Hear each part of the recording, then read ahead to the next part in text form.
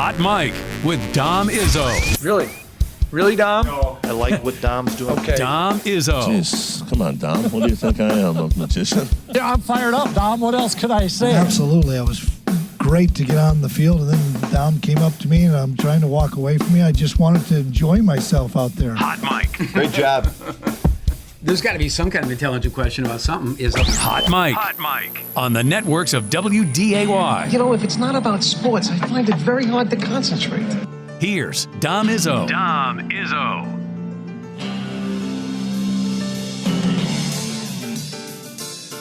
Good. This is the Clipper is Coming edition of Hot Mic on WDAY Extra and Inforum.com on a Thursday morning, the literal calm before the storm, as you can look outside, because apparently it's going to get nasty as our day goes on today.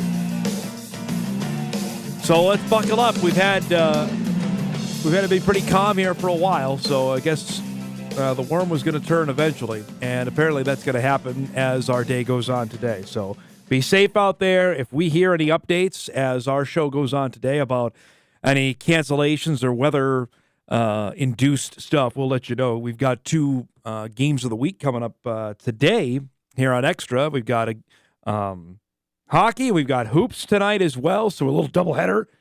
Excuse me, action of what we've got planned. And if any of those games are affected, because we got some teams traveling, we'll keep you posted on that. So good morning, everybody. Welcome to the show. I am Dom Izzo, host of said program on this 26th of January, 2023, and getting ready for the big weekend. NFL championship game weekend, as we'll determine who's going to be playing in the Super Bowl in just a couple of days, with Kansas City and Cincinnati, preceded by San Francisco and Philadelphia, which we'll dive deep into those games tomorrow to do our usual and weekly Friday predictions. We'll do that before we wrap up our show this week. On top of the fact, we've got NDSU UND basketball, which we chatted about yesterday on the men's side. We'll preview the women's game coming up later in our show, which has been completely one-sided, honestly, over the last 4 years, which is ironic because prior to that, it was one-sided the other way. UND owned this series in the Division I era up until 2019 when Jory Collins was hired at NDSU, and he has not lost to the Fighting Hawks. He probably doesn't need me to remind him of that, which when we chat later today, but it is an interesting stat to throw out there as they'll wrap up their regular season series in Grand Forks on Saturday. Bison wrapping up a 3-game roadie before next week, where they'll get South Dakota a week from today and then South Dakota State a week from Saturday. We'll see exactly how good the Bison women's basketball team is, I think, over the next 3 to 5 games. We're going to find out how good they are. So we'll dive into that coming up later on in the show. But we start, as we always do, with football news, if we've got it, and we certainly have it to start the show, as North Dakota State has found its new defensive coordinator, and it is not a member of the current staff. Matt Entz is going to go outside, but staying in the Missouri Valley to find his next DC. And it'll be from Southern Illinois, a name you'll know. Last name certainly you'll know. Jason Petrino is going to be the new defensive coordinator, and you'll see his bio here in a second. He comes from SIU, spent the last 4 years there from 2019 to 2022. Prior to that, he was the head coach at Rocky Mountain College, where he was there for 3 years, had some great success. And prior to that, he was another defensive coordinator at another Valley school at South Dakota. Prior to that, he has cousins with Bobby Petrino, the former Missouri State coach, who, of course, left to take the offensive coordinator job at now Texas A&M. He's on his second different job since the football season wrapped up. And comes with a good pedigree. You watch SIU's defense, you're seeing video here from their game against Northwestern earlier this season, and there you go of his bio for where he's been over the last little bit. He's been a football lifer, as is the Petrino name, certainly it goes hand in hand with that. Prior to USD, spent a year at Omaha, the final year that Omaha had football in 2011 as the defensive backs coach. Prior to that, it was at Winona State. Matt Entz was there. Entz had left prior to that. Spent a couple years at Wyoming. He was D coordinator at University of Mary out in Bismarck for 3 years. DB coach at Carroll College, another super successful NAIA school. He played there. The Petrino family hails from Montana. So he's the next guy. He mentored. He also was the defensive backs coach at SIU in 2019 for an SIU team that I thought should have made the playoffs that year. They finished 7-5 and missed out. That had a dynamo in the back end in Jeremy Chin, who has just wrapped up his third year in the NFL with the Carolina Panthers. I believe he was a second-round draft pick of the Panthers. He was a fantastic player at Southern Illinois. And the Salukis had dudes on defense. You look at that first highlight we had of the game against Northwestern. Branson Combs came up with a pick. They had some guys, I thought, on defense, and were always well-positioned. I mean, SIU, prior to Petrino getting there, when Nick Hill took over, Southern Illinois came to Fargo for the final game of 2018, Easton Stick's senior season, his final regular season home game. The Bison scored 65 on Southern Illinois that day. I mean, it was bad. Bad news there. And slowly but surely, Southern Illinois has turned itself around because they've played better on defense. 2019, I thought they should have made the playoffs. 2020, they did make it. Won a game. They beat Weber State, as you'll remember. Lost to South Dakota State in the quarterfinals. 2021, the fall, they won a playoff game. They beat USD, lost to the Bison in the second round. And then this past season, they were in every football game. They finished 5-6. And you could say, well, wait a minute, Dom. You remember you were roasting SIU because they gave up 1,000 to Incarnate Word. By the way, who didn't? The Bison did too. They didn't give up 60-some-odd points like SIU did, but my point still stands. They lost to SEMO. By the way, both playoff teams. SEMO should have beat Montana, or else we would have saw the Redhawks here in the second round of the FCS playoffs. They were talented guys. So Kolpak first broke that story last night, and an announcement could come as early as today that he is going to be the new defensive coordinator for North Dakota State, taking over for David Braun, who left to take the DC job at Northwestern. That would still leave the wide receivers coach to be open, with Noah Pauley departing earlier this week for Iowa State. So there's been a track record for NDSU to stay in-house, or in league, I should say, for its defensive coordinator spot. Chris Kleiman comes right to mind. That Kleiman, of course, had that role at Northern Iowa before he was hired as the cornerbacks coach, and then when Scott Hazelton left, became the defensive coordinator. When Kleiman was promoted to head coach, Matt Entz had been a defensive coordinator both at Western Illinois and Northern Iowa, so he had experience in the Missouri Valley. David Braun, when he was hired as the defensive coordinator, had coached at Northern Iowa, so he had previous Missouri Valley football experience. And obviously Jason Petrino has that from a couple of stops in the Valley, both in Vermilion and in Carbondale.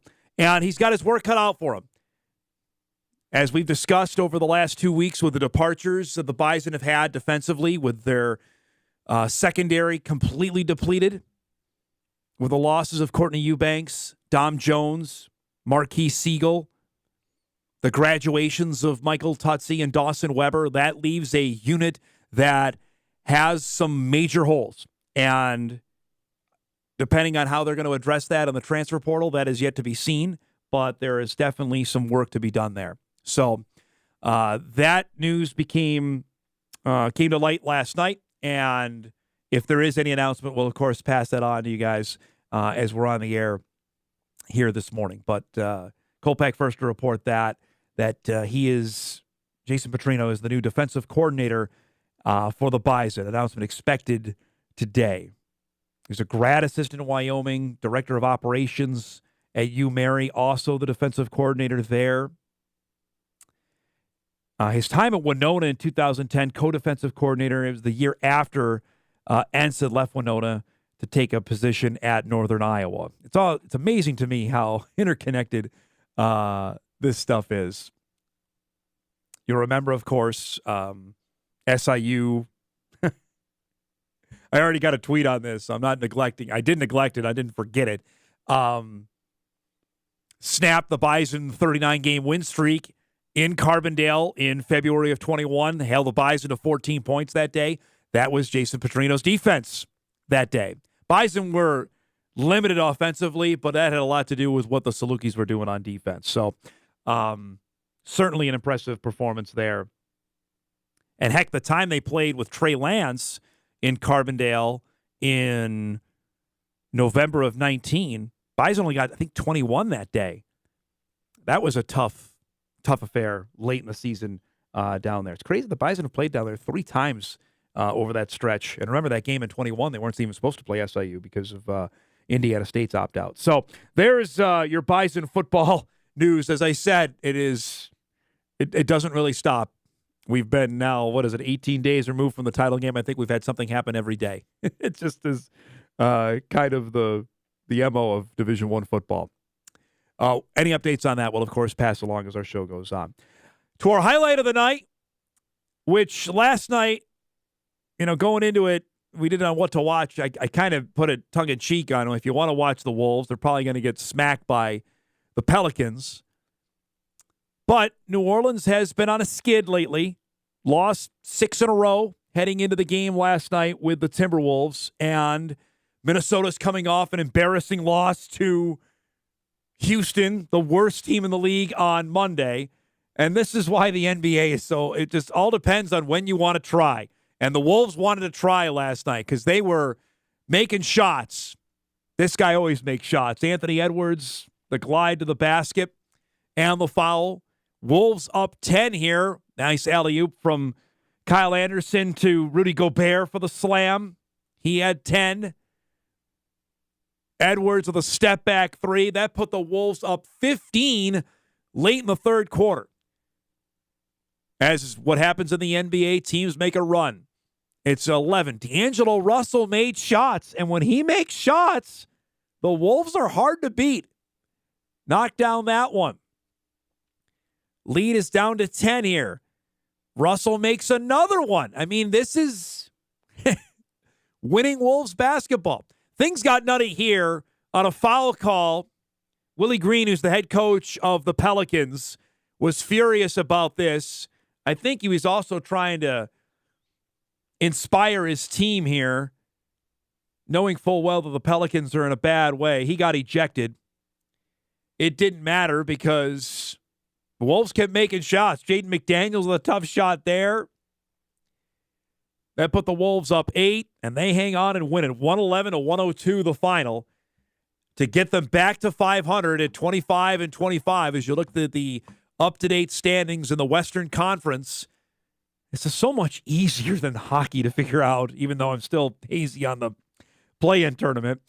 The Wolves right now are in the 8th spot, so that means they would play Phoenix on the road in the play-in game. And if they were to lose that, they would play the winner of Golden State and Utah, who would play in the 9-10 game with Oklahoma City just on the outside looking in. Look at how tight this is. Golden State rallied to beat Memphis last night in a game where Steph Curry got ejected. It is there is no wiggle room here. There's 50 games the Wolves have played, so they got 32 to go. So there's a ton of time. Still don't know when Cat's coming back. Cat hasn't played now in 2 months. He has been out for 2 full months. And I don't know if the Wolves are playing better since he's gotten hurt. He got hurt, when was it? It was at Washington, November 28th. The Wolves were 10-11. They lost. They gave up 142 to the Wizards that night. So since then, now they're 25-25. So my rudimentary math would tell you that they are 15-14 since Cat has gotten hurt. So a 500 team. It's basically what they were when he was in the lineup, what they are when he's out of the lineup. And they got a heck of a stretch coming up. They got Memphis on Friday. Then it's Sacramento on Saturday, and then Sacramento again on Monday, and then Golden State after that. So the next 4 games are all against really good teams. Who you didn't see on that graphic is Memphis and Sacramento because they're that good right now. Memphis is 2, Sacramento is 3. Eric told me that on what day was it? Tuesday. I didn't believe him. Like, what? The Grizzlies and the Kings, not necessarily basketball powerhouses, are this year 2nd and 3rd in the Western Conference. So Wolves are going to have their act cut out from here for the next couple games. But a good win last night. That's how this team rolls. Great performance one game, really crappy the next. That's how it goes. Fun show coming up for you here on this Thursday morning. Coming up in just a few minutes, Rick Neumann will join us, one of our favorite guests, the head women's basketball coach at the University of Mary. His team actually on the road as we speak to try and beat the winter storm that is about to come. His team, again, playing some good hoops. They've won 3 straight and in contention in the Northern Sun North Division. We'll join with Coach Neumann. I'm sure he's going to give me some Marvel info as well. That's coming up at 9:35. His team, by the way, 10-4 in conference play so far this season. They've got the tough road trip this weekend. Mankato and Concordia St. Paul. Mankato's already tough. St. Paul's got some good players. That's coming up at 9:35. At 10 o'clock, Jory Collins will join us, NDSU women's basketball head coach in his usual Thursday time slot. As we mentioned, Bison women set for showdown with UND on Saturday up at the Betty, trying to keep their 8-game win streak going against the Fighting Hawks. And as we mentioned earlier in the week, they sit in second place alone in the Summit League standings. With the back half of the schedule here, they went 7-2. 7-2 on the first half of league play. Let's just say, worst case scenario, worst case, that the Bison go 6-3 down the home stretch. And they've got games on the road, as everybody knows. They still have to go, obviously the game with UND coming up. They'll have to go to Denver. They'll have to go to Omaha. Those are going to be difficult places to win. Just because it's as Jory told us last week, it's tough to win on the road. They've already been to Brookings. Had that happen. They've already been to Vermilion. Got to win there. They're going to have to go to St. Thomas. They're going to have to go to Macomb. Those are not easy road trips. If they can somehow get those, if you're 6-3 after a 7-2 start, again, I'm doing math live on the air, you're 13-5. If I would have told average Bison women's fan, you go 13-5, you take that in a heartbeat. 13-5 gets you a top 3 seed. There's no doubt about it. And after what happened last year, you take that and run. So we'll see. It all begins on Saturday afternoon, and we'll visit with Jory about that coming up at 10 o'clock. That, a recap of the Twins caravan from last night, and a heck of a lot more. We're off and rolling here on this Thursday morning. Hot Mike, Train Shot. We're back after this on WDAY Extra at Inforum.com.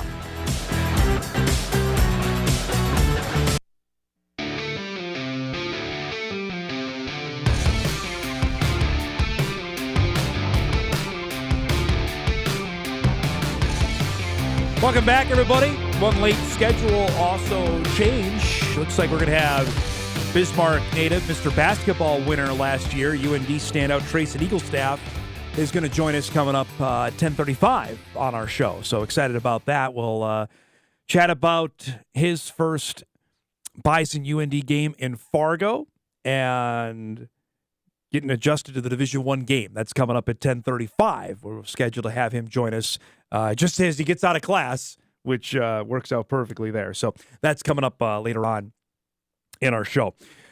It is a Thursday night, which is typically, obviously, a big basketball night with NDSU having its quote-unquote bye week, that they only have the one game since this is the week when the travel partners play one another.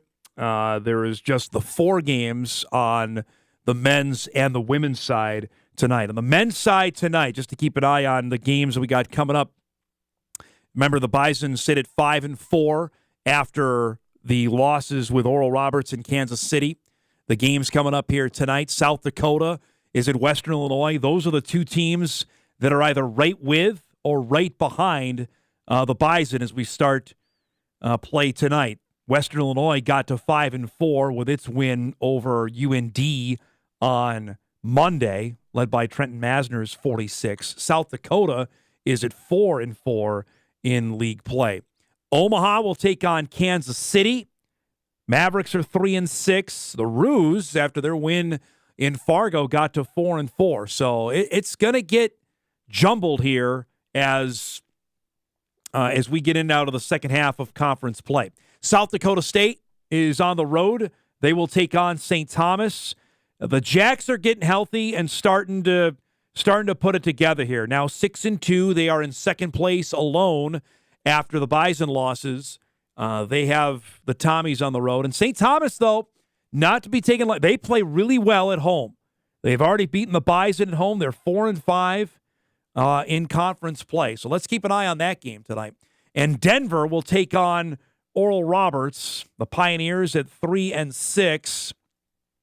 ORU, of course, comes in unbeaten in league play at 8-0 and head and shoulders above everybody else on the men's side. So those are the games on the men's ledger for Summit League play tonight. The women, it's pretty easy. You flip it. Everybody else that is on the road is at home, which, by the way, have I mentioned how much I despise that? I think I've said that a couple times. Western goes to South Dakota. Leathernecks are having a hard year on the women's side. 3-6. Coyotes are 6-3. They're just a game back of the Bison, so they got a chance to get a half game behind NDSU if they're able to win at home tonight. Kansas City is at Omaha. Roos are 2-7. The Mavericks are 4-5. This is what I was talking about earlier on, that these are games. The Bison got to go to both those places later this season. They got to win both those games. If you are a serious contender in the Summit League, you got to win each of those games. St. Thomas is at South Dakota State. The Jacks will handle that. The Tommies are just 2-7 in league play. The Jacks are unbeaten and humming right now. I don't know if they're going to get beaten in league play. I don't know who's going to beat them. And if that's the case, you may be playing yourself into an at-large bid. Their resume alone, if someone were able to knock them off, and I don't know how that would happen in Sioux Falls because they're playing home games at the Premier Center, but if that were to somehow happen, I think SDSU is still in the field, even if they were to get beaten. And the other matchup is Oral Roberts at Denver. ORU really struggling. They're 2-10 on the road this season against a Denver team that comes in, as you could tell, Pioneers, again, the team that struggled so far. Those are games the Bison, again, they beat ORU on the road, or lost to ORU by 1 million, excuse me. They're going to get them back here coming up in the middle of February, and they'll have to go to Denver. Denver's 3-6. Omaha's 5-4. Those are going to be tough games for NDSU on the back end of it. But that's the night in the Summit League with the Bison and UND, of course, now playing tonight. Respectively, they'll play Friday and Saturday. And just a word about that. I was told this, and as we look forward, and we're going to bring our show to the Summit League basketball tournament this year. Excited about that. And certainly question A I'll have for Josh Fenton, the commissioner of the league, who will hopefully join us when we're down there, is on mirror scheduling. And I know it was brought up last year, said it wasn't an issue, wasn't a top concern, I guess is how it was phrased, which I hope that things have changed on that as we sit here 2 years into it now.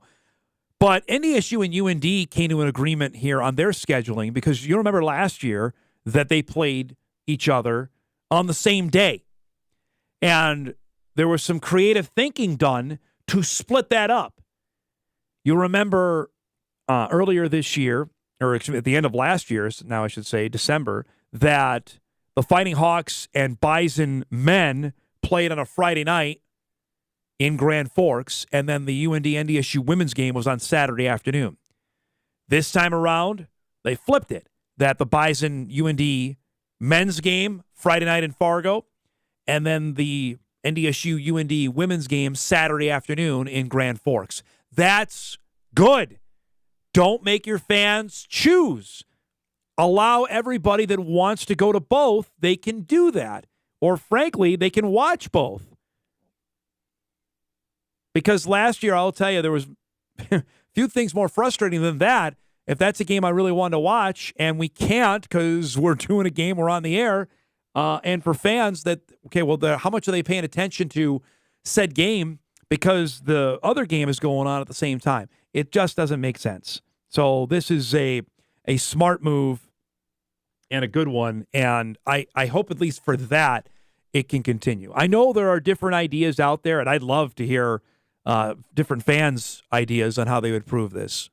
You know, when the Bison first started Summit League play in 2007, they played Thursday, Saturday, Monday. So if you follow me, they had, let's just say the men played Thursday, right? Then the men and women both played Saturday, whether it was a doubleheader or not. Sometimes yes, sometimes no. Sometimes they split it up. And I can understand that because universities, programs want to get double the gate. Again, you're asking a lot because you're asking people to come to a game and then come back. You got to clear out, then come back. There's disadvantages to that. And then the women played on Monday. Not a great day. And that's when the league was a heck of a lot more spread out.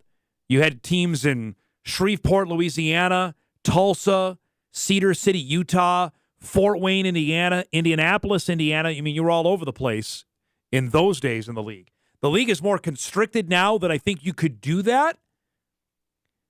I know it's not ideal, and it's something we've talked about with each of the head coaches on our show. I would be in favor of that. Maybe rotate it, that it's not the women playing on Monday every single time. Maybe you split it up and it's half and half. But real quick thing, and here we'll go to break. You're asking fans to come every weekend. That's a lot.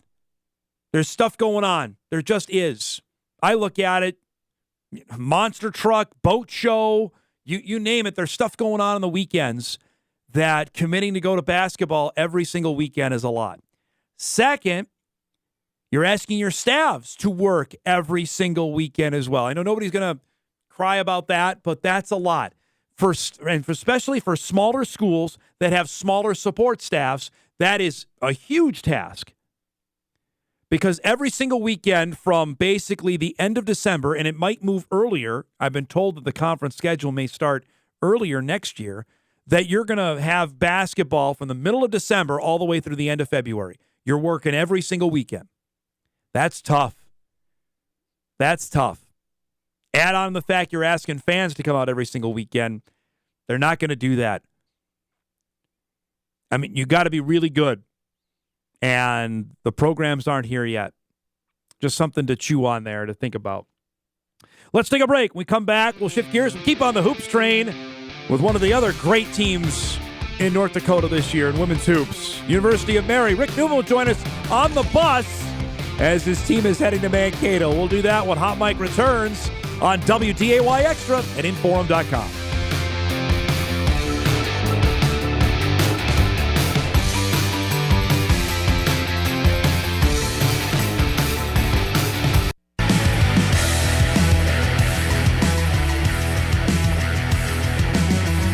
Welcome back, everybody, on a calm before the storm edition of Hot Mike, WDAY Extra, Inforum.com. Bison women's head coach Jory Collins will join us in our second hour. Also, one of North Dakota's very best, Tysen Eaglestaff, will join us, UND freshman that's been balling out for the Fighting Hawks as they get ready for their showdown with NDSU coming up tomorrow night. We're in the heart of basketball here. Seems crazy considering they've been playing forever. It's not like I haven't been paying attention, but football dominates around here. But I wanted to get our next guest on, A, because he's one of my favorites to talk to, and we haven't talked to him since last March. B, his team is rolling again. And C, he's on the road. So that makes it for a tremendous interview possibility. We welcome back one of our favorites, the women's basketball head coach of the University of Mary, Mr. Rick Neumann, on the bus somewhere in the wilds of North Dakota. Good morning, my man. How you been? Hey, good morning, Dom. Great to be here. We are passing a mile marker right now that tells me we're 1 mile out from good old Medina, North Dakota. So we're heading your way, man. You got on the road early because whatever Mother Nature is bringing, right? Yeah, that seems to be a pretty consistent theme in our area this year, right? I mean, we lost a couple of home games to it. We've had some extended bus trips, and yeah, Mother Nature has not been very cooperative this year, but we're smooth sailing now and heading down to Mankato for a showdown tomorrow night in the Taylor Center. Oh, okay, I got no one's gonna feel sorry for you because early this year you were in Hawaii, man. I mean, come on, it's all coming around now. That is true. Yeah, I hate to admit this, but we were out there right after that storm. What great timing, right? We were out there for 7 days, only played 2 games. Heck, Tom, we got out there on a Saturday. We didn't play until Thanksgiving Day. Like, it felt like a real vacation. I was fortunate enough to bring my wife and kids with, and when it was all said and done, they got 7 days of just getting up, eating some local food, going to the beach, coming back. But it was amazing. So you throw that trip in there. And we've been waiting to go for a while. We were there about 7-8 years ago, and that's something that, the NCAA lets you do every 4 years. And we always want to make that a highlight. We use it in recruiting and things, and COVID just kind of knocked out that. So don't get me wrong, Don. We've had plenty of alum who are in that cycle that have constantly reached out saying, yeah, funny how that works. You go this year and not when we were playing. So, yeah, I appreciate you bringing that up. Tell me how that all comes about, and was that always a predetermined destination, or did you pick it, or how do you pick of where you want to go? Yeah, I think there's a company that we work with that kind of offers these trips, so they're always emailing you. There are lots of them, and we've just kind of hooked up with this particular company the last couple of years, and like I said, we were out there about 7-8 years ago, and it was a great experience. And I always just said, we're gonna, any chance we go, we're gonna bring our team out there. And so they kind of work with you and handle all the fundraising or the travel arrangements, I should say. We're fortunate at UMary where our budget allows us to go out there, and I didn't have to ask a dime out of our players, and so that's great. I know a lot of other Northern Sun schools have gone out there, have had to shift some costs to their players or families, and so we're fortunate that we didn't have to do that, and it just becomes a great trip. And because of their lack of having these the last couple of years with COVID, they had a special. So we got like an extra day and a night at like last year's or pre-COVID prices. Nice. So who's not going to take advantage of that, right?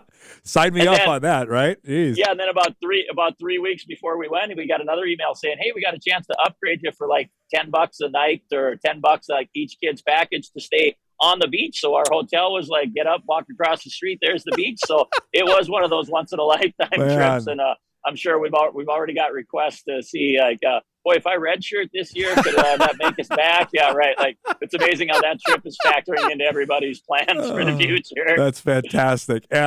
Well, like I mentioned off the top, man, here you go. You won 3 in a row. You're 10-4 in league play. We're getting ready for February. I know this is when you turn it on. Have you felt like you're turning a corner and your best ball is coming up here?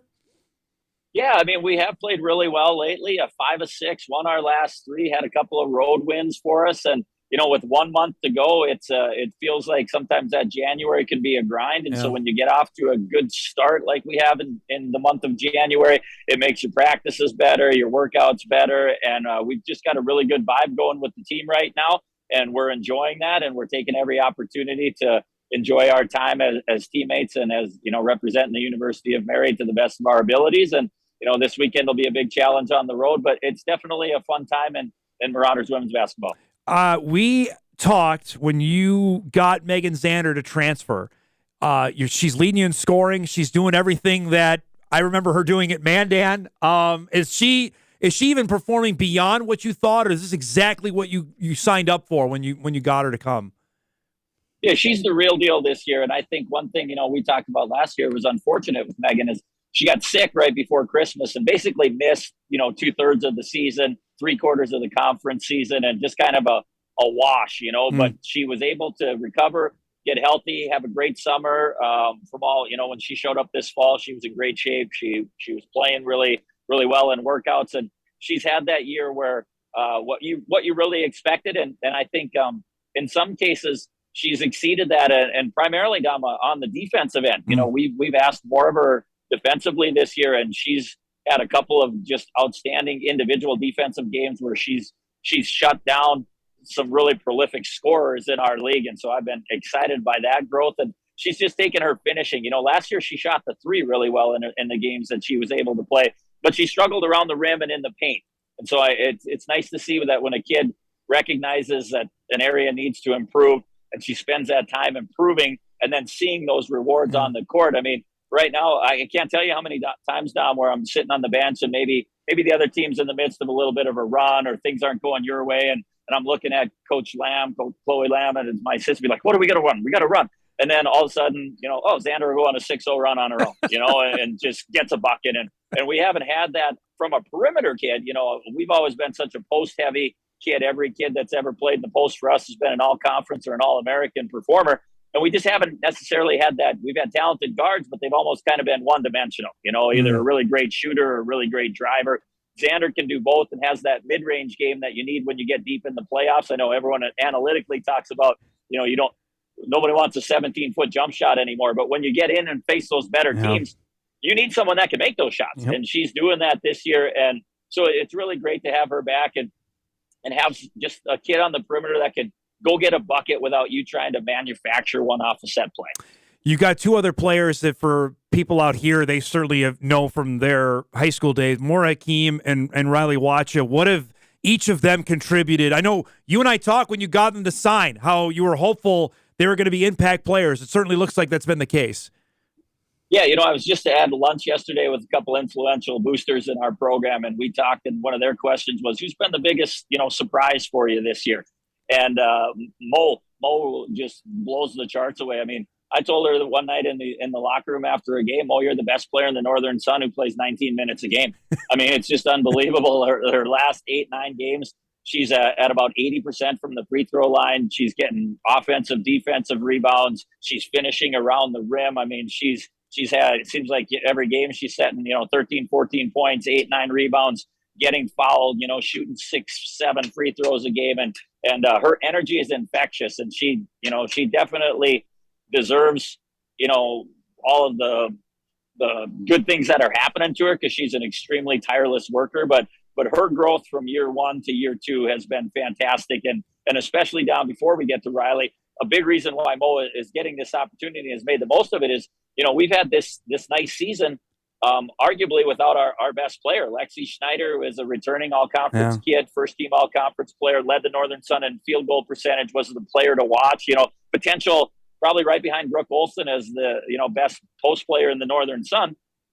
And she broke a bone in her leg 14 seconds into our first preseason scrimmage, and is more than likely going to redshirt, hasn't played yet. So we're excited about, her coming back. But Mo and fellow sophomore post Addison Roselle have just stepped up and collectively had a fantastic year. And that makes you look at that 10-4 record and be like, wow, we're doing that without a pretty good player. That's awesome. But, to get back to Riley, like we knew from day one, Miss Basketball finalist, that, she would have a chance to be an impact player. And she has. She leads us in minutes played. She's in the top 15 in the league in minutes played. She's in the leaderboard for assists, for steals, assist to turnover ratio. And, again, what I love about Riley is there's a kid that we might run a play for her, Dom, 3 times in a weekend, but you look at a stats sheet after the game and it's 9, 10, 11, 12, 13 points, and she can get you 20 like she did last week against Upper Iowa. She can get those. But she does a lot of that damage herself, offensive rebounds, steals. We've given her freedom to just kind of hang around after we score and bother people. And she guards, a lot of different positions for us. And, she's battled some injuries this year too, and maybe not quite as healthy as she was last year, but her production has stayed the same. And so we love what we get out of those Fargo kids and West Fargo. And we want to continue to build those relationships with those coaches out there and try to keep those best kids in the state of North Dakota playing in the state of North Dakota at the University of Marion. I know we talked when I saw you at the state basketball tournament last year. You got a win in Sioux Falls, a chance to play extra day at the Pentagon. I know it's all about matchups, but now that you've had that success, it's got to be the taste for you and your returning players. How do we get to Monday? How do we get to Tuesday? I have to assume championship day. How do you get a step further? Absolutely. That's exactly right. And I think the first step in that is, trying to finish first or second in the North, which would give you that bye that gets you right there. Then you don't have to worry about that, nerve-wracking home playoff game on a Wednesday night, right? And that's what we did last year, was go on the road and win that game. And right now we're a game out of that bye spot. So every game in this last month is important for us, obviously. But that's goal number one. And then if that can't happen, then you want to host a home playoff game, which right now we have 8 games to go. We have a 3-game lead, in that ability to stay in the top 4. So we want to keep pressing forward on that. But then we do have to find a way. If there's one thing that in this NCAA era here that our program needs to have, to reach, we've had a lot of great seasons, a lot of, triumphant players and great accolades for them. But we need to get that postseason success. We were in the NCAA tournament back in 2012, haven't been there since, been close a couple of times. But, the best way to do that is obviously have a really good team. But that's our goal, is that we've gotten to the Pentagon enough now, but we need to stay there longer. And so that is a big goal for us. And hopefully with the belief that these girls have had in our program from the success we had at the end of last year and so far this year, that we always tell them, play with the confidence you've earned by proving that you're a good basketball team this year. Okay, so you're going from Bismarck to Mankato. What's the entertainment options on the bus? What do you got? What's going on? Well, this is how old I am. So a couple of things, Dom. I had to ask Chloe about how to do this interview with, AirPods in, because normally I put them in and I watch some, TV, but I'm like, okay, so I put these in and I can just talk and I don't have to yell, right? She's like, yeah, coach, that's how you do it, right? So that's one thing. So as an old guy, I miss the movies on the bus, right? Like nobody has them anymore. Everyone gets in, they sit in their seats. You don't see them for 3 hours. Like I won't see them until Noodles and Company and Petro here in another 2 hours, right? But so thank goodness for streaming services, I guess. But the other thing I miss too is card games. Yeah, man. When Jack Michaels was our radio guy and we would travel with the men, that's ancient history. But man, we used to have the greatest pinochle card tournaments. Jack created a traveling trophy, and here we go. And boy, it was about 2 years ago when we finally got back to having 3 other people besides me that knew how to play pinochle. So we played a couple of games, but right now it's kind of you're isolated. So I have to go back and forth on the bus every now and then just to make sure that I get some interaction and visit with these young ladies, because they keep me young. But yeah, the days of just popping in, like counting the movies, right? Like you and I talked about not going to Fayette this year or going to Mankato. Yeah. I used to measure the distance of road trips on how many movies. Oh, that's a 3-movie trip, right? And now it's a little bit different, but you got to adjust to the times. I'm a little behind. What's the last Marvel thing you've watched? Where are you at with stuff? Well, my family and I, we went to Black Panther 2, right? Which I thought was really good. I haven't seen it yet. Was it good? Okay.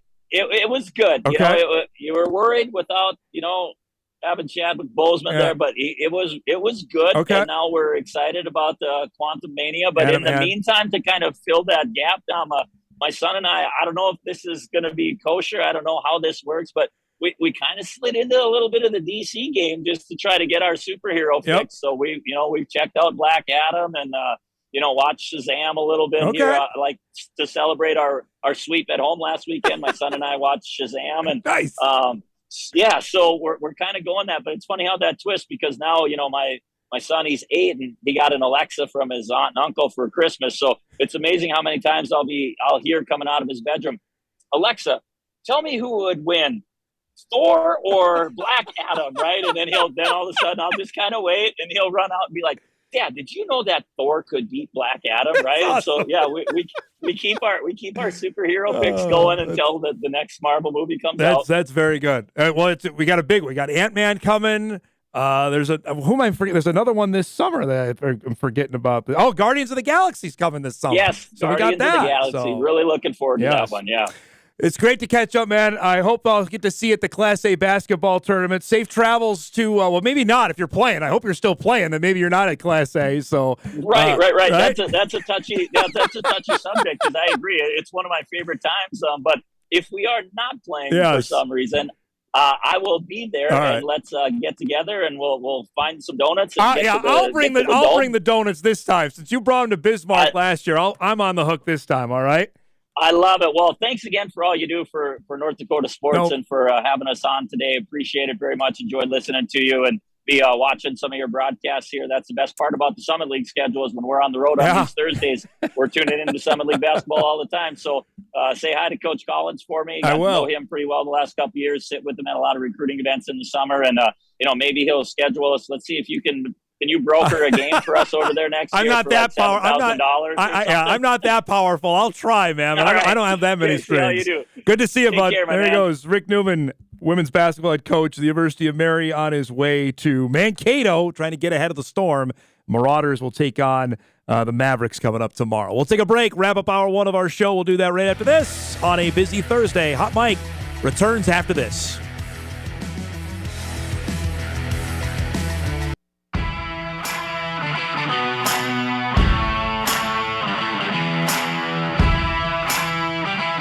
All right, wrapping up our first hour.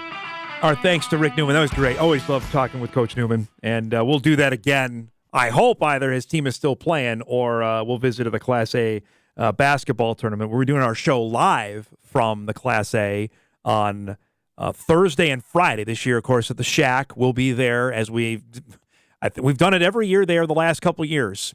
We've taken the show live on the road, so excited about that coming up in March. We got some news in here that just tweeted out that yours truly would be interested in. Adam Schefter from ESPN reporting the New York Football Jets are hiring former Broncos head coach Nathaniel Hackett as their offensive coordinator. Sources telling him that. So the Jets are hiring, of course, guy who was the head coach of the Broncos, got fired earlier this season. He was Green Bay's play caller. I don't know. But tell me what his title was in Green Bay. It was Rodgers' right-hand man.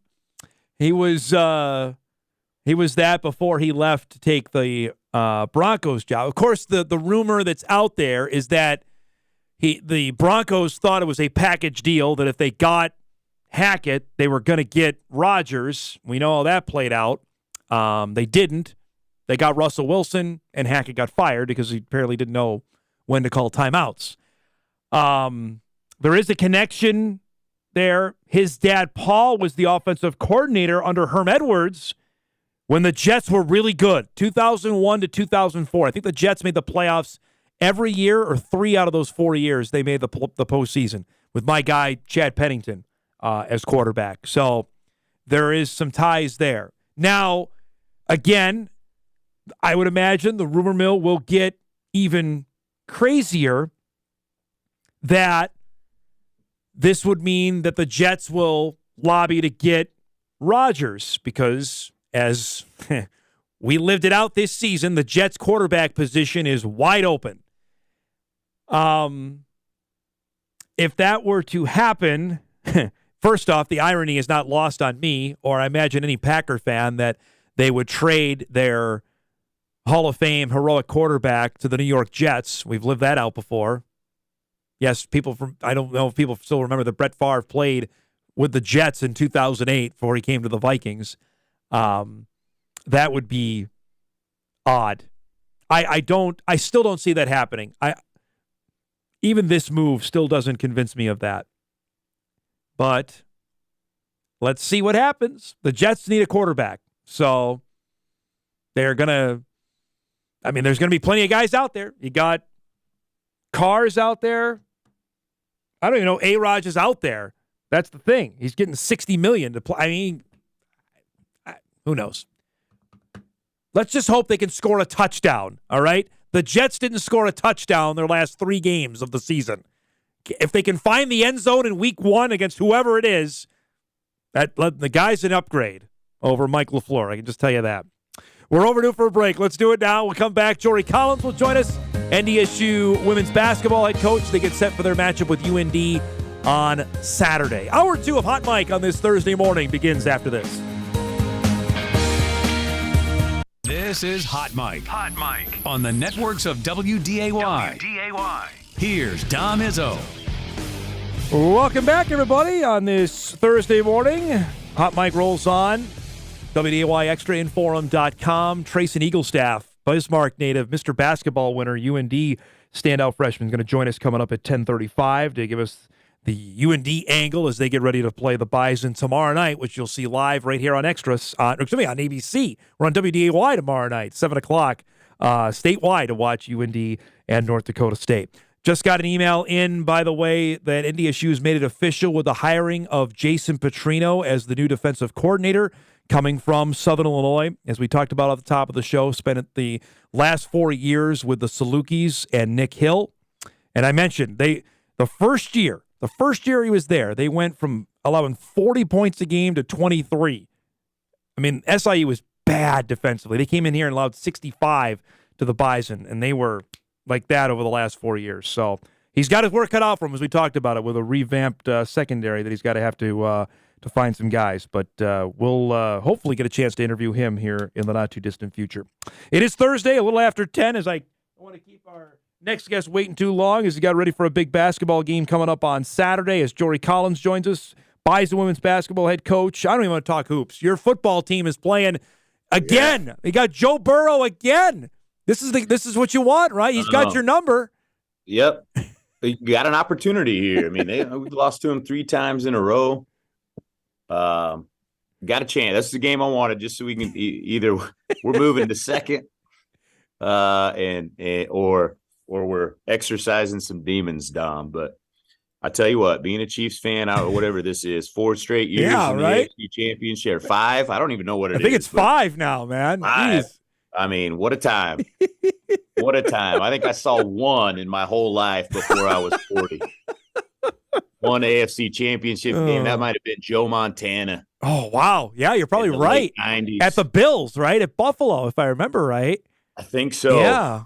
Wow. It didn't go well, but that might have been the only one before that. Tell me, is the fan just freaked out that Mahomes is not 100% here, I imagine, too? I mean, but yeah, even him at 75% is still really good. The Bengals are, playing as good as anybody. Yep. So, they're on fire. It'll be a tough game, but you'd have more confidence if he wasn't jumping around. I can't believe they put him back in last week. Right? Really. So I thought, Henny went and scored. I was like, keep him out. But they know more than I do. So, it sounds like he's practicing this week. Yeah, he said he was good to go. There running around. Yeah. Okay, the other big question was, because we talked about it last week, was where you were going after the game for food. So where did you hit Saturday night, and how good was it? Well, it was good. We just went we went to the Cheesecake Factory. My family did. Okay. I know a bunch of the girls went to Jack Stack Barbecue, and that was just right there close to our hotel, so it was good. So we watched the game. My son got to go to the game. Nice. So he had a good time seeing a playoff game at Arrowhead. And but yeah, it was good. We got a good win on the road, and we're able to celebrate it a little bit and have some good food, watch the game, and then drive all night back. All right. So tell me, traveling Friday after what happened Thursday night, which was a clunker against Oral Roberts. How does that bus trip go? Is there a whole lot that even needs to be said? Or like, you know what, let's get shoot around and then we got to get right back to work? Yeah, so we did not play well Thursday night, especially in the second half. For me, there's not a whole lot to say after those kind of games, Dom. I like to watch a little bit more than standing there and talk for 10 minutes after those games. And I got to see the film and before I feel like we can have a real good conversation about it. But we got on the bus in Tulsa and drove to Kansas City that night. I like to get there the night before just so you can sleep in your bed and all that. And, we had film mid-morning, about 10 o'clock, and watched the ORU stuff, talked about that and whatever adjustments mentally or physically, what we did or didn't do going into it. And then brought them back in 2 hours, and we started UMKC Scout and got different film going and prepared to practice that afternoon. So it's really hard for me to move on to the next game until we've addressed the previous game. Now, if we would have played well and won, we probably wouldn't have watched ORU film on Friday and just would have been full on UMKC there. But I have to address it or it sticks in my mind and I wouldn't be very good. So our team all year has responded pretty well to some adversity and to situations where maybe we didn't feel like we played like we're capable of. And so I told them on Friday, I expect us to play well tomorrow. I know who you guys are and how you operate. None of us are happy with how we played last night. We had a good practice at UMKC, and I thought we'd play well. I knew it was going to be a tough game, but was really pleased in the second half. Yeah. I thought we were just maybe in better shape. They don't play a lot of depth, so we wanted to get out and run as much as possible. And Elle was terrific in that game, just had plenty of runouts, and her length at the top of our defense and getting some deflections and steals we were able to separate a little bit there at the end. We talked about it, Jory. We played a little bit of the highlights on Monday. We got him here as well of what Elle was able to do defensively and how she turned that into offense. Her length, single-handedly, she blocked a shot that led to a basket, then got a steal, and she took it in for a score. I mean, that changes a game, what she's able to do. Yeah, I mean, she's just like a praying mantis out there, I mean, she's just long, but she's also pretty quick for her size. Yep. She's really fast for her size, anticipates well. She played at the top of the press in high school, so it's not new asking her to be out in front a little bit and hound the ball. But yeah, I mean, it's just hard to pass it around her. I mean, it's hard in practice when I'm out there messing around and doing dummy stuff. You got to find an angle to get it around her, and it bothers you. And she's just able to go ahead and turn some of those into points. She's kind of found her niche. She runs the left side of the floor for us, and there's been plenty of clips this year of her just getting out and sprinting the floor and making a layup there going down the left side. And she's starting to know that, hey, I got those opportunities when this and this happens. If I put my head down, I got a chance to score. And, she's doing what we need to do as far as that's concerned. Katie Hildebrandt had a big game because Taylor Brown got hurt. Can you give us an update on where Taylor's at right now? Yeah, she's, just rolled her ankle bad. Just was driving it, stepped wrong, and had a bad ankle sprain there. Done a great job in rehab here the last few days. So we practiced today. We're going to see where she's at. If you ask her, she says she's playing Saturday. So that's her mindset. Yeah. We'll see how it is today at practice. We had a day off yesterday, just some individual stuff, so didn't put her out there. But we'll see today in this afternoon's practice. But I expect she'll be in uniform. I expect she'll be able to probably give us something. But Hildebrandt. Katie did off the bench, though, 8 points and a big three late for you, though. Yeah, she was terrific. I thought her, Abby Draper, and then Emily Binky in the second half were probably the difference for us. Binky came in the first 2.5 minutes of the second half and grabbed 3 or 4 rebounds really quickly and just asserted herself athletically into the game, which is what we've been preaching on her to be for us. But Hildy came in, battled in the post, rebounded, made a good post move, hit a good pop three. The things that we know she's capable of doing showed up there, and we wouldn't have won the game without her. Now you get ready for UND again, and you know full well what you're in store for in Grand Forks on Saturday. It was a tight game when you played here in Fargo on New Year's Eve. And this is the start of the back half now, Jory. Now it's the turn for home to get ready for Summit League tournament here. Describe what you're getting yourself into against you know full well what UND is going to bring to the table on Saturday. Yeah, I mean, they're just really tough. I mean, they're just I don't know how else to describe them. They're scrappy, tough. They'll fight you. All things I like in a team. They have those in spades. And, we had them down, 12 here with under 5 to go maybe, and it turned into a 2-point game. They don't quit. They were down at ORU on Saturday by maybe close to 20. With 5 minutes to go, and then turn that into a 4-point game. So regardless of the situation, they play hard for 40 minutes.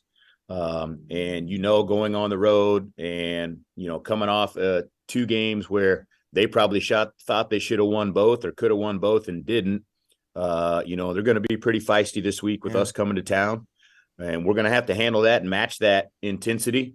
Obviously, we know what it is with the rivalry game and how much fun those games can be to play in. But you also have to have some poise and be able to handle situations and the pressure that they're going to bring. We got our hands full, but it should be a fun game. If I told you 7-2 through the first half of league play, if we had this conversation in September, what would you have told me? So that sounds good to me. That's what I would say. I mean, for where we're at, Dom, I'm pleased that we're 7-2 through the first round. I mean, knock on wood, if you could do that in the second round, as hard as that's going to be. Now we got 4 home games, 5 road games.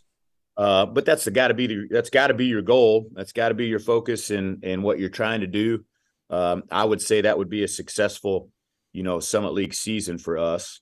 Obviously, you're trying to win them all, and things can go any which way in this league. But through the first round, I was really pleased with how we played in general. Obviously, young team and new team, we're still learning every day. We're still figuring things out, but they've been a pleasure to coach, that's for sure. This is when you get now, we're getting near February. This is when, is it still the grind or are you getting to the fun part now? And I know it's all fun, but you know what I mean? Like you're getting near the lights there. We're getting near tournament time. How do you describe this part of the season? Yeah, I think, right now, it's different. It depends on where you're at and how you've been playing. True. When last year I thought the season was going to last 2 years. It just was, it was hard every day. This season is flying by in my mind, and I can't believe we only have 9 regular season games left, before tournament time. So for me, it hasn't felt like a grind at all this year. It's just been, what's the next opportunity? What's the next day? I think our players feel like that too. We haven't had any kind of issues or anything that's taken any extra mental toll on you other than games and just the natural things that happen throughout a season. So I feel like our team's fresh and refreshed mentally. Had a bye week this week, so got an extra day in there. But we're excited about the last 9 games. The closer you always get to that middle part where it's like, okay, we've been doing this, especially your freshmen. I mean, this is the first time they've been playing basketball, since August. It's 6 months, 7 months, that now you've been practicing and playing, but we're lucky that ours love it, and can handle it both mentally and physically. But I think it's, as you get closer to the end, there's a new light at the end of the tunnel. And if you're playing well, the opportunity for where you can finish, what you're playing for, all those things continue to prop you up and get you excited about going back in the next day. So I know we've talked about this before. I watched Monday night. I watched Ohio State and Iowa play, and I watched Caitlin Clark just do her thing. In the women's game, a triple-double, how hard is that as a triple-double? I know triple-double is hard anyway, but in the women's game, you just don't see it all that often. No, not very often. There's not very many there's a lot of kids that are specialists, I would say, or you get the dominant post player that's going to get points and rebounds. And do that on a nightly basis, the special ones. But very few are impacting the game, scoring, rebounding, and assists. Yeah. And she, I think about Sabrina. You felt like, when she was at Oregon, she got a bunch. But now all of a sudden you look at Caitlin Clark and she's doubled her up. It's crazy. It's in the amount of confidence that she plays with, is just insane. I mean, she knows how good she is. She plays to how good she thinks she is. And when you're feeling like that and you're that skilled, I mean, there's really nothing anybody can do to you, because you believe no matter what that I can make this player this shot, and then you've done it enough times that you can. Well, that's the thing. We were showing the highlights Monday where she was pulling up from Jory and drilling it. It was just ridiculous. Like, it was Steph Curry, honestly. Yeah. Well, if it gets, my son Jet's a freshman, 14, and when he walks in and says, "Hey, who's this girl at Iowa?" She's been all over my feed or whatever, it's getting around to and I'm like, well, just pull up her highlights. And he's like, oh my God. Exactly. I mean, it's impressive. And she's one of the best ever in college basketball, in my opinion. It's really cool, neat tonight. ESPN College Game Day is going to be in Knoxville. UConn and Tennessee are playing tonight on ESPN. At 7:00. Have you ever had the chance to go to Knoxville for a game, to coach there, or been there? Not. Okay, I have not. And honestly, just because I've been in it for so long, it's just hard to get to. I've seen them all play in NCAA tournament and Final Fours and things like that, but not home game environments. I mean, I would love to see one at Tennessee. I'd love to see one at UConn. Let's go. Schedule them up here, man. Let's go. Get them on the schedule. Let's go. Get the home and home scheduled. Yeah, that'd be pretty neat. Well, I mean, we're working on some things, but I don't know that we're ready for all that quite yet. But no, I'll be watching. That'll be fun. That's two good teams, a little bit banged up, both of them, but it'll still be. That was the game. Oh God, especially in the 90s.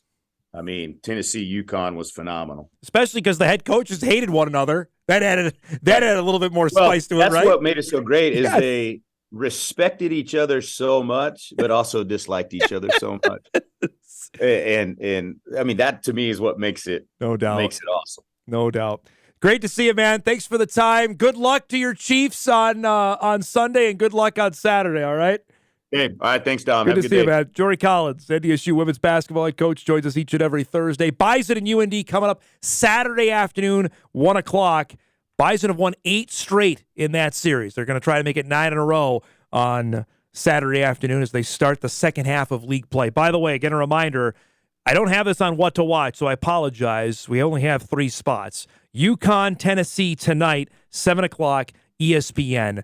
That'll be a dandy. I know Tennessee is rebuilding its way back up. UConn is 5th in the country. 5th in the country, still without the best player, in my mind, in the country, in Paige Beckers. Remember, Paige isn't playing this entire season. She's out with an ACL tear. And they're still 18-2. Not bad. So that's tonight on ESPN. We're due for a break. We'll take one now. Hot Mic rolls on this Thursday morning. We're back after this on WDAY Extra at Inforum.com.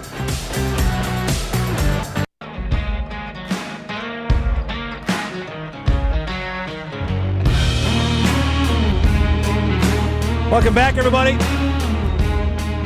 Our thanks to Jory Collins for joining us.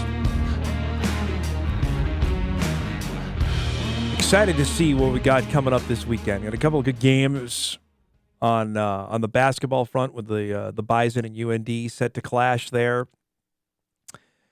You know, we visited with Dave Richmond about it yesterday on when he joined us, just on where the team is at, knowing, okay, you got another home game here before you got to go to Vermilion and to Brookings, and those are going to be 2 tough games next week. Certainly, I think USD and SDSU are playing better than when they saw them in early January, that you got to pick up wins when you can. Knowing UND just played Monday as well, road trip, came back. I know they've had the rest of the week, but that this is an opportunity you got to take advantage of. And knowing that where the league standings are now and how much has changed even from when we sat here last Thursday prepping for the game with Oral Roberts to where we're at now, it seems like A to Z, honestly.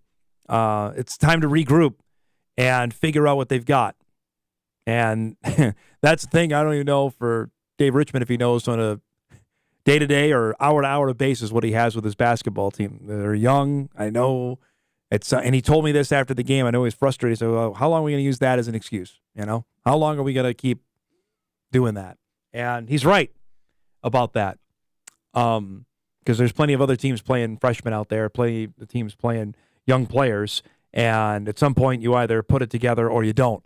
And we'll see. We thought they had put it on a nice roll when they got the wins over South Dakota State and USD. Then they went on the road and knocked off Denver and Omaha. 2 good wins there, on top of the win in Grand Forks. Now you've got to do it here at home. Frankly, they've been beaten now, I would say, in the games they have lost at home, the Pacific game, the Montana game, and Kansas City. Oral Roberts, I'm not putting in that category. ORU was better. They were dominating that game. Those other 3, the Pacific game, the game with Montana, and the game with Kansas City, all are games the Bison should have won. Frankly, they should have won. They let each of those games slip away and in the process got beat. Those are, you don't get those opportunities often. You got to take advantage of them. And especially Saturday. Saturday they had they didn't start well. They messed around too long with that. They missed free throws. They got in foul trouble. They were turning the ball over. And then put a stretch together where they looked really good and yet still missed their free throws. They can't afford that on Friday night, tomorrow night. There's an opportunity. You got to take it to UND and take them out of the game early on. That's what they did in Grand Forks right before New Year's. They do that tomorrow. They got a heck of a chance to win the basketball game. And then it's on to the second, and knowing full well that what you got to go to Brookings. You got to go to Vermilion. You still got to go to Tulsa. You still got to go to Kansas City. Those are 4 really hard road games that they will probably be the underdogs in all of those games, right? And then you've got Western, tough. St. Thomas, tough, that are going to be here. Denver and Omaha. None of those remaining 8 that they have are going to be any sort of easy stretch. And I'm not saying tomorrow night's going to be easy. So if you can get to double-digit wins, 10 or 11, you consider, okay, then we had a pretty good season, and then we'll take our chances where we're seated at the conference tournament. Or you get hot. I mean, it's a couple things here. And it's going to be fascinating to see how it's going to play out here over the next little bit. We'll take a break. We come back. Excited to have the Mr. Basketball winner from 2022, UND freshman standout Tysen Eaglestaff will join us when Hot Mike returns right after this on WDAY Extra and Inforum.com.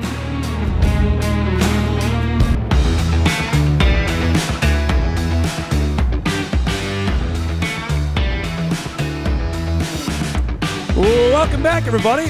Thursday morning edition, Hot Mike rolls on, WDAY Extra, Inforum.com. Getting ready for tomorrow night's big game, NDSU UND. You'll see it live on WDAY, 7 o'clock tomorrow statewide. Even for our friends out west, you can watch it on ABC, KBNY, KCMY. You can check out the game, KMCY, tomorrow, for the game between the Bison and the Fighting Hawks. And our next guest, we've had plenty of times on WDAY over the last few years, and excited to call another game of his tomorrow night. The Bismarck native, Mr. Basketball winner last year, and now standing out as a freshman for Paul Sather's UND men's basketball team. Our pleasure to welcome back to Hot Mike, Mr. Tysen Eaglestaff is good enough to just out of class. I appreciate it, man. How you been?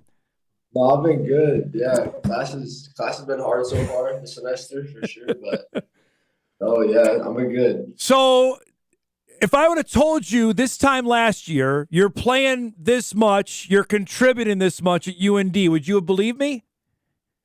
Honestly, probably not. No, I would. From where I'm at right now, from where I thought I'd be last year, just a huge. It's not gonna lie. When did it start to click for you that, hey, you know what? They're going to call on me. That I'm going to play a lot more. Was it a conversation, a practice, or even just you were playing well in a game and said you're going to stay in, you're going to play quite a bit? At the beginning of the season, I was kind of like just had like the freshman jitters. I didn't play as much. Like I think our first game I had like 6 minutes, and I was like, okay. So I kind of like I was like, maybe if I'm not redshirting, then I kind of want to play more. So in practice, I really just gave it my all, and then I started doing really good in practice, and then it transferred over to the games. And I remember he played me for over 15 minutes, and I had like 15 points against Elon in one of our non-conference games, and that's when everything just started clicking. And then around conference time, he came and talked to me and told me that he wanted me to start. And then ever since then, I've been just playing a lot more minutes. And I mean, it's been a blessing, really. What was that conversation like that, hey, we want you to start? I remember I was warming up in practice, and he comes and sits to me. He's like, Trey, I think we're going to put you in our starting lineup now. And I just want you to keep playing your basketball and just play how you know you can play. And I was just like, oh, thanks, coach. And I was just like freaking out inside, but I didn't want to say anything.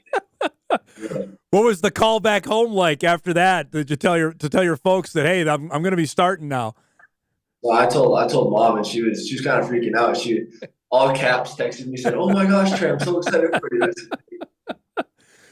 And then they had the game like last Thursday night where you guys hit 18 threes. You hit the record tire and have a dunk to go on top of that. Describe that sequence and what the emotion was like after that.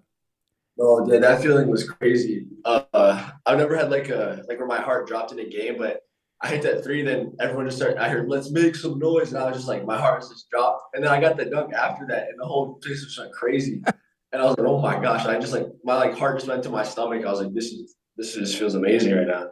I know that was a long time coming Trey, to get that one over to Kansas City. Describe leading up to that. Were you frustrated, angry, a little bit of both? That you guys have been playing well, and it just had come up short in previous conference games.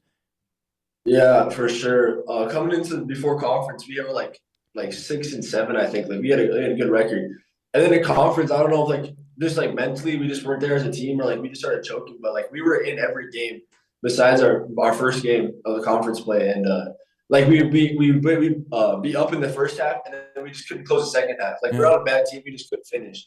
But we finally found that spark, and like we played a whole game the way we know we can, and that kind of just like that really helped us out, and like kind of just like made sure that we know that we can compete with anyone in the conference. I know you and I visited after you committed about this is what you wanted to do and make this now it is a reality. I mean, just describe the last 18 months after committing, having the kind of year. I know you didn't have the team success you were hoping for at Bismarck last year. You personally had a great year. And now this. Just the last 18 months, what's the best way to describe it? Man, I would say it's just been a blessing, really. Like, I never thought I'd be here. I always say that whenever I get on camera, like, it's a blessing. I got to thank God. But, like, it's been a roller coaster for sure, too, as well. Like, my ups and downs for my senior year, and then coming here, starting bad, and then playing more, and then getting more confidence and stuff. So it's definitely been like a roller coaster and just like a blessing overall. So tomorrow, there's going to be 3 guys from North Dakota in the starting lineup. Yourself, obviously Grant Nelson, Bowdoin Scunberg, Devils Lake, Jamestown, Bismarck in this game. How big a deal is that for you? That being a guy from North Dakota and playing and starting in this game between NDSU and UND? I mean, that's super cool. I mean, I love when North Dakota kids do good. So just seeing 2 North Dakota kids playing against them and the Division I level is just really cool in general, and I just love to see that. So I just want to go in and try to represent North Dakota the best I can, really. When you hear about Grant's attention, being from Devils Lake and seeing how his videos blown up, and the NBA guys are wanting to talk to him, as a North Dakota guy, what does that mean to you to hear that from guy from Devils Lake, that you guys play in basketball, played in AAU? I mean, describe that. I mean, I was super cool to see. Like, North Dakota has a lot of talent. We don't get recognized a lot. So finally seeing, like, even Grant Nelson get recognized, even though he plays for another team, that's super, super cool, and I'm super happy for him. I love to see North Dakota kids, like, just do good, and I hope to see him in the league one day because he definitely deserves it. Tell me about just this transition where at this point in high school, okay, we're about a month away from state. It's nearing the end. You've been going since basically June. Are you tired, and how are you keeping the streak? Because you still got another month plus to go in the season. No, yeah, for sure. Since college, high school practice compared to college practice is just a really big difference. Yeah. And I do it every day for about like 3 hours. We're always in the gym, and I personally love it. Like, I love practice. I love going live and stuff. Like, I like just competing and stuff. So it's fun mentally, and it gets tired mentally too, because like if you have bad practices, it just keeps with you, and you really just want to sleep, and you have school on top of it. But the physical aspect, I mean, your legs are always tired, your body's always hurt. Our trainers are really good at helping me. My trainer Travis, I always go in there like when my knees are feeling bad on my legs, and he helps me a lot. So I mean, it's definitely been a ride for sure, but I mean, I love it. I love the process. I'm always interested, Trey, like, what was the welcome to Division I basketball moment? Was it a practice, a game? What was the eye-opening moment that you had?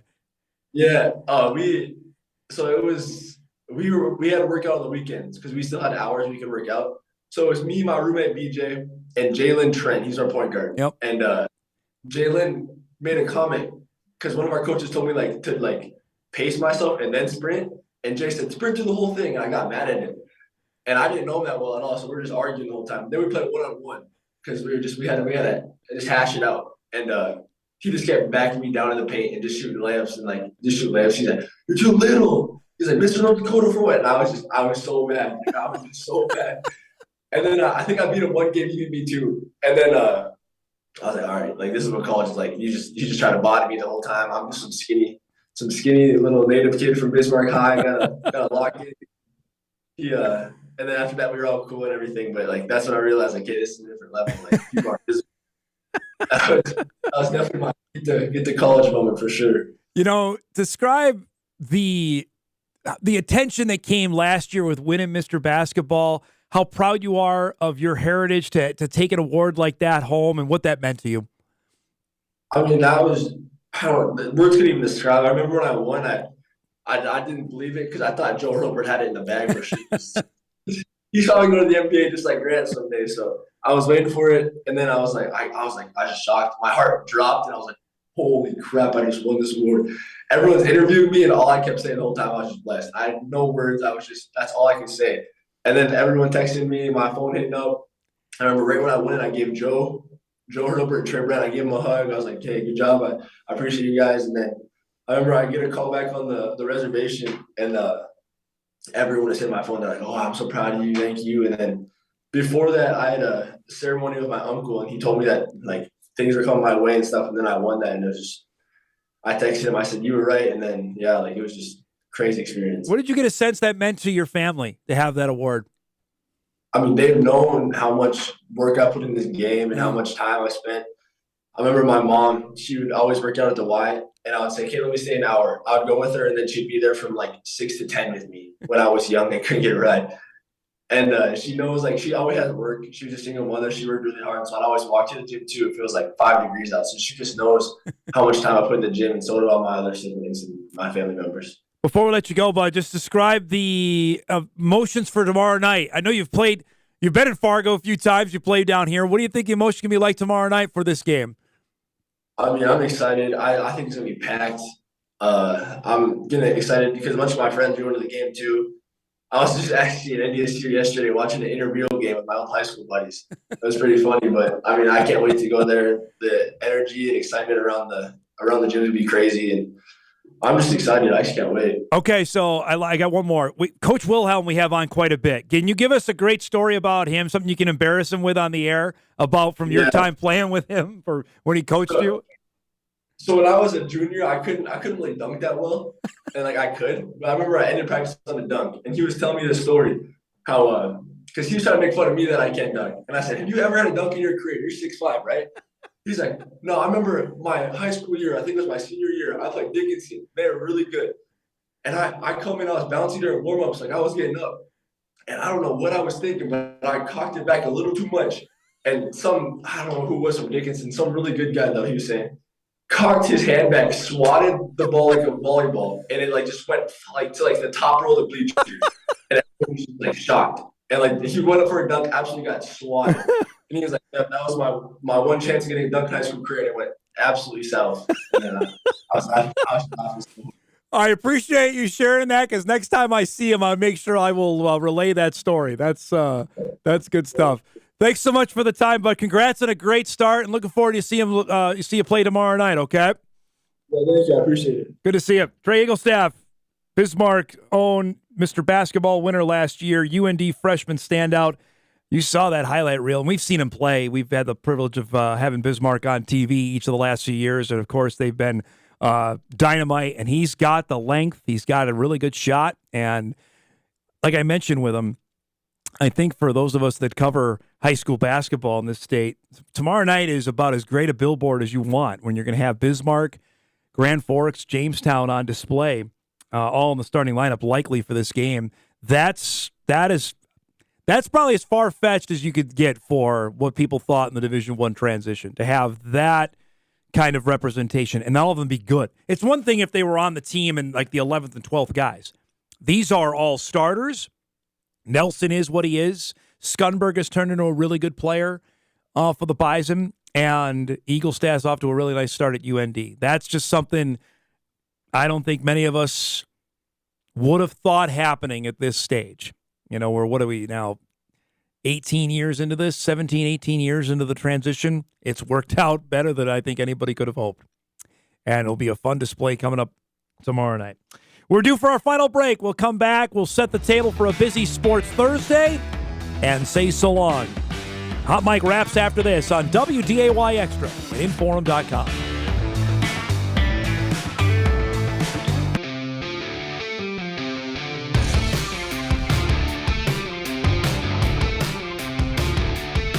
We got a big night here for high school game of the week. Here you've got Moorhead Roseau tonight, 6 o'clock. That's here on Extra. Always the great hockey rivalry between those two schools. Sam Getzinger will have you on the call there. And on Inforum.com tonight, WDAY Sports Plus, Heart of Lakes Boys Hoops, Breckenridge, DGF. Coverage there begins at 7:30. Great old rivalry there between the Cowboys and the Rebels. That's coming up tonight, 7:30 on WDAY Sports Plus. It's available at Inforum.com. A couple of emails to catch up on here before we say so long. One, so Dom, we saw you tweet yesterday on the Minot Bismarck girls game. Can you tell us who was at the game? That was in reference to the Minot Bismarck girls basketball game on Tuesday night that Minot won. I was told and confirmed that both the North Dakota State and South Dakota State women's basketball coaching staffs were at the game. You can draw your own conclusions on who they were looking at. Obviously looking at Maggie Fricky and Lily Bell, the two ninth graders now that were eighth graders last year for Minot. The recruiting is starting to heat up, according to what Minot head coach Jason Swartz told me yesterday. So something obviously we've been keeping an eye on since last summer. You'll remember Fricky already has a UND offer. Mallory Bernhardt offered her right after the state basketball tournament when she was still in the eighth grade.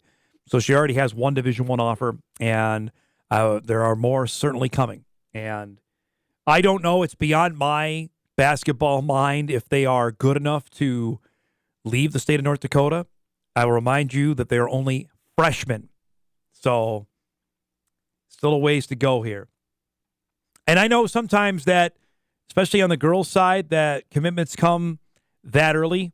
So that might be something after this season. Certainly we get into the spring and summer we're keeping an eye on. But I just wanted to catch up on that email. Also, as we were visiting with Jory Collins, the Bison have made it official on Jason Petrino as the new defensive coordinator. He will be available to the media today at 3 o'clock, so you will hear from him on our news tonight at 6 o'clock. We'll play that also tomorrow here on Hot Mic, get his thoughts on taking over as the new DC and what he wants to bring and what he can sprinkle in from his stops in South Dakota, Rocky Mountain College as a head coach, and at SIU, where the Salukis played some tout defense is probably the best way to describe it. They were taught against the certain times they were not. I know you're going to bring up Incarnate Word. You can look at SEMO, the Northern Iowa game last year, but they still had dudes. I mean, and they held the Bison to 21. That game down in Carbondale was not easy. The Bison, the 3 times they played in Carbondale since 2019, since Petrino was there, they scored 21, 14, 21. That is below NDSU's usual average for games. Okay, so it has been a struggle for them on the offensive side. And we mentioned this off the top of the show, and I'll finish it this way before we get you ready for what to watch. He's got pieces there, but he's going to have to find some guys on the back end too. And that will be spring ball all the more interesting for him, is figuring out where to put those pieces, especially with guys that haven't played. You know, a Ryan Jones, who is in his 3rd year but has barely played at safety. A Darius Givens, a redshirt freshman who's yet to play at all, that they're really high about but hasn't seen the football field. Or even a Marcus Shepard, a transfer from Bowling Green that's coming in that has played college football, hasn't played in Fargo. Those are inherent challenges that await the new defensive coordinator. So we'll ask him all of that, and you'll hear from him tonight on our news and, of course, tomorrow here on Hot Mic. Let's get you ready for what to watch before we get out of here on this Thursday. I already mentioned the Tennessee and UConn game. That's tonight, 7 o'clock on ESPN. The Minnesota Wild are back in action tonight. They take on the Philadelphia Flyers, 7 o'clock. That game is exclusive on ESPN Plus tonight, folks. It's not on Bally Sports North. That's the NHL Hockey Night Game of the Week. So if you're looking for it, it's on the Plus tonight between the Flyers and the Wild. We've got golf. It's actually the 2nd round of the Farmers Insurance Open. Remember, we talked about that yesterday because of the NFL. The PGA moved this event to Wednesday to Saturday. So it is cut day today at the Farmers Insurance Open. That's coming up at 2 o'clock. And we've got the Australian Open. Put that graphic up there. I don't remember what time it starts tonight. The Australian Open is going tonight, I think at 9. And that's on ESPN tonight. The semifinals for the men. That's coming up later tonight. We got to roll. Thanks to our guests today, to Tysen Eaglestaff, Jory Collins, and Rick Neumann. If you missed any of our show, you can podcast it later today at Inforum.com. Everybody be safe out there. It's going to get nasty. We'll see you back here tomorrow on Hot Mic on WDAY Extra and Inforum.com.